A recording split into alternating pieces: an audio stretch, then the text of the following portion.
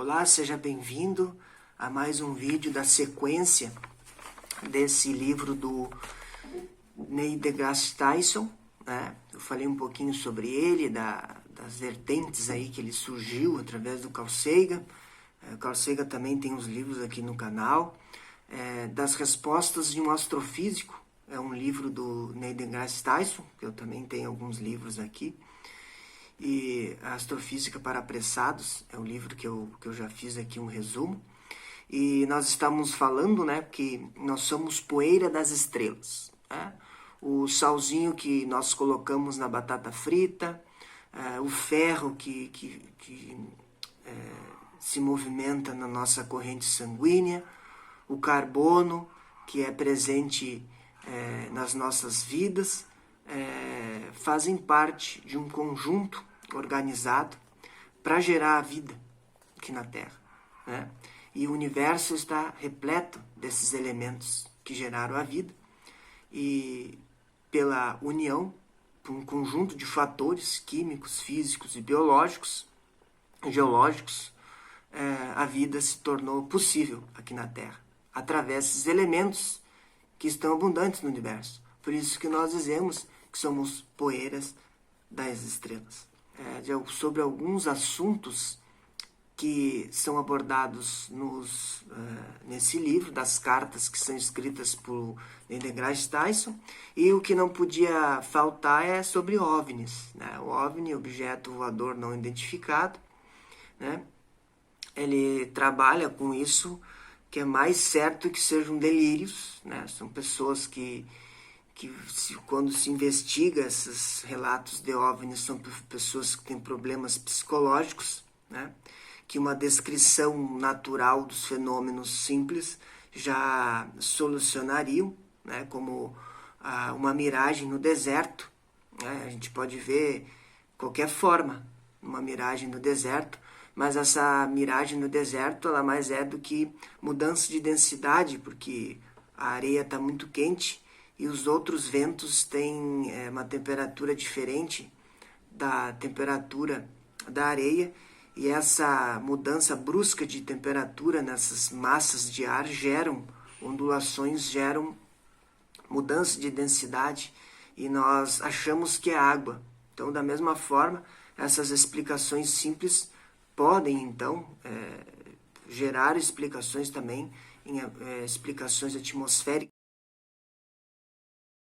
Então, esses delírios sobre supostos OVNIs, eles surgem da falta de familiaridade com a ciência, dos conhecimentos científicos, porque uma simples lógica e conhecimento sobre os fenômenos físicos já ajudaria, né, em resolver esses mistérios, né? Porque a característica disso tudo é um mistério, né? E a ciência acaba com o mistério, a ciência é si mesmo, e traz conhecimentos que tiram, às vezes, aquilo que a gente acredita, aquela opinião pessoal, né? E derruba o conhecimento, aquilo que a gente acha que é com o conhecimento, né? Então, a questão dos Deus das lacunas, né? Que às vezes ele diz que é errado isso, né? De querer colocar Deus dentro de uma análise para explicar aquilo que não se sabe, né? Então, o mais útil para o Tyson seria a questão da ética, como usar o cinto de segurança e fazer o que se deve ser feito dentro das leis que regram, né? Não beber ao dirigir, combater a corrupção, né? Então, isso deveria ser uma maior preocupação, segundo ele, né? E a questão dos furacões, por exemplo, né, são diferentes pressões que existem na atmosfera e que resultam dos furacões, né? Não há nenhum milagre nisso, não está dentro de profecias bíblicas, nada disso. São fenômenos naturais que acontecem de tempos em tempos, né? Então, o mundo atômico é diferente do mundo dos planetas. Então, acreditar numa influência dos planetas por exemplo, sobre a ação humana é não entender a questão da Terra, né? A Terra plana, quando se chega muito próximo da Terra, se chega muito próximo de uma bola, a gente não enxerga que ela é redonda, a gente já acaba achando que ela é plana, que a gente não consegue enxergar além daquilo. Mas se a gente se expandir do universo, observar as fotos que nós temos da Terra no universo, já evidenciam, né, que ela é redonda, e mesmo antes de ver, né, mesmo antes de observar a Terra no espaço, já haviam comprovações científicas. A teoria da evolução, também muito bem construída ao longo do tempo por Darwin, né? Hoje nós temos a questão do neodarwinismo, que além da teoria do Darwin, que são os seres que se adaptam, né? São aqueles que se adaptam ao meio que continua existindo, não é o mais forte. E tem a questão dos genes, né? Das mutações.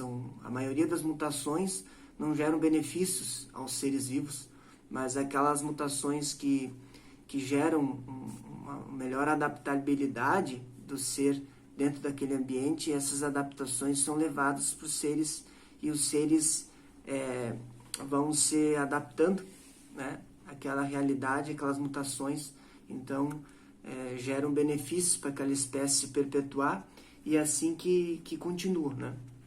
A questão do aquecimento global, né, também encontrado no livro,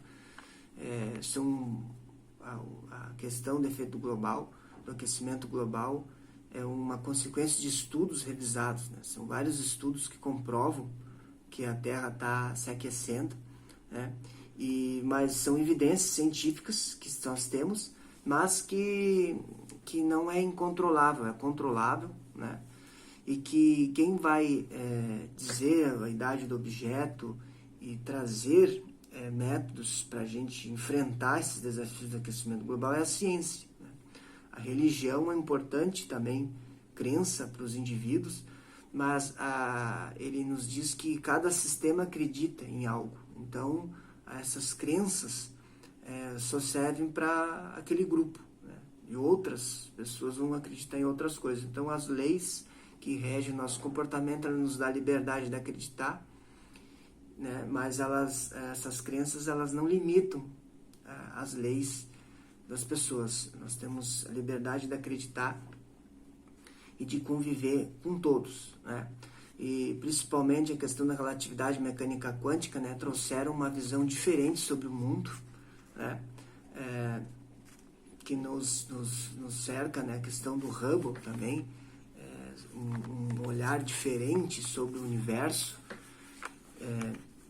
Tudo isso dentro da ciência, né? A ciência não é dogmática, a ciência não traz dogmas. Dogma é aquilo que não é discutível, né? E a ciência, tudo é discutível dentro da ciência, né? E as previsões que se faz, geralmente, se diz que aconteceu, as visões, os videntes dizem as coisas depois que elas aconteceram, né? E as previsões não dizem exatamente quanto que é o valor do pi, que seria bem mais razoável, né, segundo ele. Então, as leis hoje, a lei da gravidade, a lei da gravitação, a lei da termodinâmica, hoje teriam um nome de teorias. Então, a teoria da gravidade, a teoria da termodinâmica, e a compaixão, né, é muito mais uma atitude humana, sem necessidade de haver religião, né? Não há necessidade de haver uma religião para haver compaixão entre essas pessoas, né? Nós vimos no cristianismo, quando surge o cristianismo, se matavam as pessoas que não concordavam, né, com aquelas ideias, né? Se queimavam pessoas em praças públicas em homenagem, em nome à religião. Então a compaixão muitas vezes fica muito abaixo quando se é religioso, mas que não é necessário ser religioso para ter compaixão com as pessoas e ajudar os outros, né? Quando um astronauta vai ao espaço, é muito importante lembrar do envolvimento das pessoas. Por trás de astronautas, existem mais de 1000 cientistas, engenheiros, que ajudaram ele a ir para o espaço, né? Existe um conjunto de auxílio aí. Então, o mais importante para o Tyson é o modo de pensar, né? Não é onde chegou, e sim o modo de pensar é o mais importante. Ter a vontade, ficar à vontade com a falta de conhecimento, né? Que a falta de conhecimento assola a todos nós, né? Ensinar a pensar é muito difícil, por isso que nas escolas ainda há esse confronto de maneiras de desenvolver um melhor mecanismo para ajudar as pessoas a pensarem, né? E aí, ele diz que quando ele fala com os filhos dele sobre a força centrífuga, por exemplo, ele vai ao parque de diversões e vai nos brinquedos que giram para falar sobre força centrífuga, né? Vou falar sobre química, por exemplo. Vai fazer um suco, coloca cloreto de sódio no suco de limão e observa ali o que é preciso para ver aquela reação química. Então, é pela experiência, o contato da natureza, né? O Rousseau já falava isso, a importância da criança ter o contato com a natureza para aprender com ela, né? Não trazer tudo pronto. Então, isso é uma crítica que o livro traz sobre o mecanismo das aprendizagens, né? Formar um filho íntegro, né? Que seja um ser humano, um bom cidadão, né? Pode ser um bom cidadão sem ter crenças religiosas. Isso é muito importante. Dentro da ciência nós temos também vários ateus, né? Muitas pessoas que acreditavam em Deus, como Kepler, né? Como Newton, mas nós tivemos vários outros também que não acreditavam em Deus e fizeram muitas coisas boas, né? E deram bons exemplos para a humanidade, né? Então ele se diz agnóstico, né? Agnóstico é aquele que não diz, ele se incomoda muito se chamar de ateu, porque não é a mesma coisa. O agnóstico é aquele que espera uma comprovação científica sobre Deus, mas ele não nega Deus e não diz que ele existe porque não tem provas, só aguarda as provas, né? E ele fala dos cinemas, né? Dos críticos de cinema, que muitas vezes falta um conhecimento científico para esses críticos de cinema, porque às vezes eles criticam, fazem filmes horríveis em relação à ciência, e ele acha que os críticos devem ter mais conhecimento científico para analisar os filmes, né? E falta muito conhecimento científico para a questão das vacinas, né? Tomar uma vacina, a pessoa vai ficar autista, sobre os alimentos genéricos que vão trazer mal à saúde, e sobre as questões das alterações climáticas, né? Que acontecem no mundo todo, né? Tem comprovações científicas que evidenciam isso, e que nos falta ter conhecimento, uma bagagem científica para a gente poder entender esses fenômenos.